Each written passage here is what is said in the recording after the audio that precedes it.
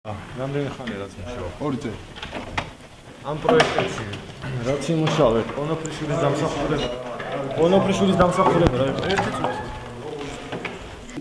ქონდა გარკვეული ხსა ვთქვათ მეტი გავლენა ვთქვათ იმაზე რომ უფრო შედარებით მაღალი ბიუჯეტი გამოყოფილი ხო ვთქვათ 2013 წელს და ნაწილობრივ 14-ში და ცხადე პირდაპირ მონაწილეობა მაქვს მიღებული ამ დაფინანსების კასპის რაიონის დაფინანსების და პროექტების მოზიდვის საქმეში. ალბათ ეხლა ყველა ცდილობს რომ თვითონ დაიწეროს ალბათ რომ მე მეტი გავაკეთე, მე მარტო ვაკეთებდი, ან მარტო ოცნება აკეთებდა, ანუ ეხლა არ ვიცი, ოცნების ეკონომიკური პროგრამის ერთ-ერთი ავტორი ვარ კოალიციის მე თვითონ. და ის თუ ვის რა როგორი წვლილი მიუძღვის, ვფიქრობ რომ ალბათ რაღაც გარკვეული წვლილი მიუძღვის მასაც ამ პროექტების განხორციელებაში. მადლობელი ვართ გზაზე, როგორ არა ვართ რომ გზა გააკეთეს, დიდი მადლობელი ვართ, მაგრამ შეშა ჩვენ არა გვაქვს, გაზი ჩვენ არა გვაქვს. ხო, წყალიც ახალი გამოიყვანეს, ჯერ არ გამოუშვიათ, მაგრამ ის ძველი რითაც ამ სარგებლობდით შვილო, ისიც ოდნავღა მოწანწკარეთ რომ მე სარეცხის მანქანა ვერ ჩამირჩვია. რა თქმა უნდა, რომ არის ბატონ დავითის დამსახურება.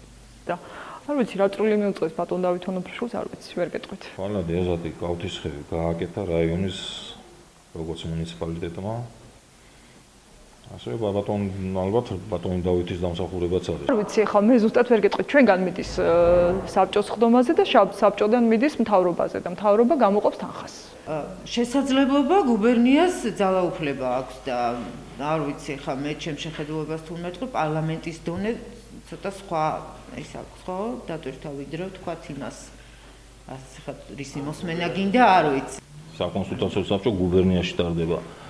ლაგდება მე პრიორიტეტების მიხედვით და შემდეგ გადაეცემა რეგიონულ სამინისტროს.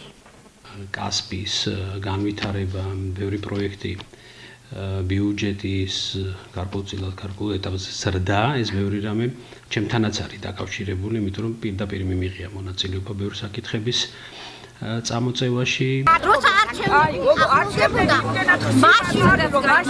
მაშინ გავახსენდეთ. აი ბატონო, ეს გზა რო გაკეთე, რამე არჩევნები იყო მითხარით. გადაგვაყოლეთ რა მაგ გზასა.